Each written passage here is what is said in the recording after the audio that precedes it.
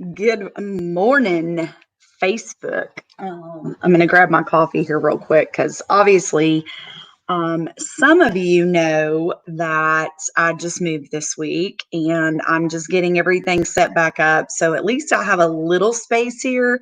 But if I turn a little bit to the right or a little bit to the left, I'm surrounded by boxes still. So bear with me as we get settled in our new location. However, I'm super happy to be back with you guys this morning and yesterday as well. So super exciting stuff coming down the path. I'm going to continue to do my interviews with other business professionals in the community. And that's something that I have loved to do over the past year. I have struggled with consistency. I mean, I'm only human and I'm an entrepreneur just like you guys are. And with changing times, we've kind of had to, go back and forth a little bit and evolve, I guess is a good word for what we're doing right now. And so, I struggle with the same things you guys do sometimes. And consistency is one of those. So during a couple of weeks ago and getting into, my move and all of that, I had an accident. I hurt my throat. Many of you know, so I had to cancel some interviews that week, but we are going to start those back up. Have a couple really good hotshot realtors coming on who one has written a book. I'm super excited about that. So just some good things coming down the path. So thank you for joining me this morning. I got lots of great topics from you guys yesterday in my little quick video while I was outside trying to catch the geese and the ducks. I know that may not be super exciting to everybody, but it is to me. So I get to see those little guys walking around out there all day, every day. I love it. I love it. So while we have a few people jumping on this morning, I mentioned we're going to be covering some of the hot topics in Wealth Unbroken.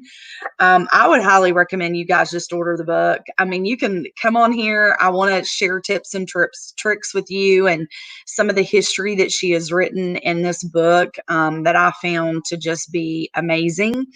My entire organization has read it together, our Nashville team and over into Clarksville and Murfreesboro and Green Hills. We've all read it together, and now we're bringing this to Charleston, South Carolina, baby. Let's take it straight to the beach, coast to coast. So a couple of the things in here that I really love to get us started for this week, and I'm going to pick out just some highlights. I love that she went back and talked about the history of finances and really brought economics into play and really, said that economics was the foundation. She also said, how much she really did not, I never really liked math. Okay. I told you guys before that I feel like I was put in this position because I'm vocal and because people out there need to have somebody out there fighting for them and fighting for their money and just everyday people. I'm not talking about people who have $500,000 or millions of dollars to invest or who can just go and blow their money and all that good stuff. I'm talking about real people, paycheck to paycheck. I just lost $60,000 in my 401k. I don't know what to do with this rollover. I lost my job. Where's my money going to go? That's who I'm talking about. Billy Ratliff, football star for the Tennessee Volunteers, Tennessee Roadshow host. Good morning, Billy. He didn't recognize me. That's because I go from red hair to blonde hair and then back to red hair. Love you. I miss you, Billy. You need to come on here and do a show with me. I want to talk about football and college education and then leaving college and what to do with your finances going into the real world and what for college athletes to do with their finances as they're hitting or going into the NFL. And then we're also going to be trying to pull together a program coming out of NFL, going back into the workforce and what those people do with their money, all dolled up. Hey, I unpacked my makeup. I unpacked my makeup and I have my mama with me this morning. It's funny how you start to love the things that are old and have been passed down in your family and things like that. It's funny how you start to love those things when you lose somebody that you really care about. So I've got her with me this morning, and that's given me a little fire as well. Anyway, so Rebecca, I only have a few minutes. So Rebecca goes into a lot of the history of finances and economics in here. She talks about the economy in Venezuela, China. She goes on to say, all these great things. I loved this from Abraham Lincoln. He's speaking on the difference between giving and empowering. And I just want to read this because the words were really profound for me. You cannot bring about prosperity by discouraging thrift. You cannot strengthen the weak by weakening the strong. You cannot help little men by tearing down big men. You cannot lift the wage earner by pulling down the wage payer. You cannot help the poor by destroying the rich. You cannot establish sound security on borrowed money. Woo, are we there right now for the U.S.? You cannot further the brotherhood of man by inciting class hatred. You cannot build character and courage by destroying men's initiative and independence. And you cannot help men permanently by doing for them what they can do or should do for themselves. Profound words from Abraham Lincoln. I love that. Thoughts on that, guys? As you're in the chat, send me thoughts, send me communication, participate with me so that I know you guys are listening. So she talks about capitalist China. She goes on to talk about, I'm going to skip through some of this because obviously I can't cover the entire book. So let me read. So she says, how did we get here? America's money. How did we get here? This is what I want to cover today. As a nation, we enjoy and have come to expect a standard of living that we cannot and do not support through our own annual economic productivity. It's talking about how much we borrow from our generations behind us. So how much we're already borrowing against the future of our heirs. And that just really stuck for me. So, when you're going out and you're talking about, okay, well, I get my tax returns back and I get $5,000 or I get $6,000 and I want to go out and just blow it instead of investing it in your future, you are borrowing against those children in your home. You are borrowing against your grandchildren.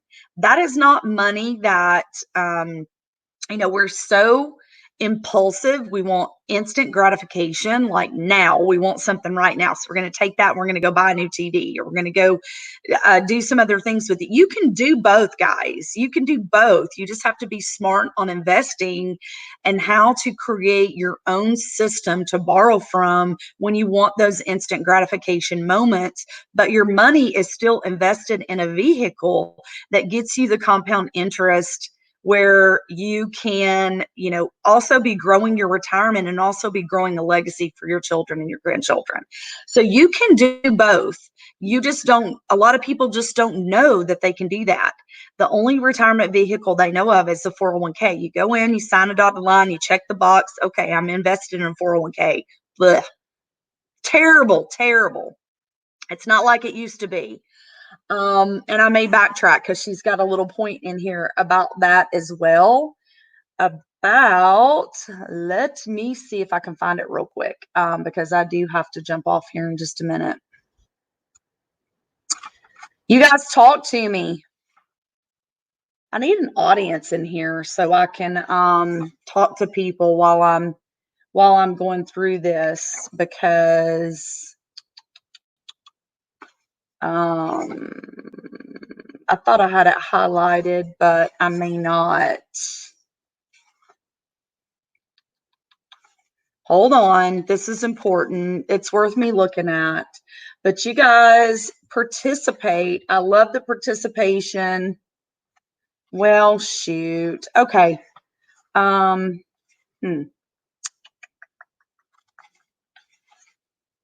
She goes into a lot of information in here. I guess I didn't highlight it. I'll come back to it. I will. I'll come back to it because I may not have highlighted it, but it is super important.